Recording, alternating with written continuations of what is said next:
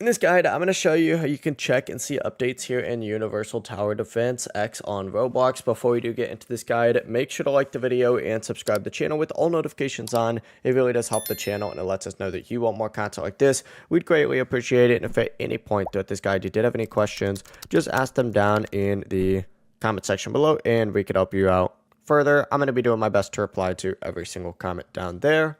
But begin by opening up the game itself, and what you need to go ahead and do is select update log all the way up in the top right, just like so. And this is going to show you the update log. You're going to be able to see the most recent updates, the latest update notes, events, and changes out of the game. You may see things like festivals, version updates, rewards, or limited time content.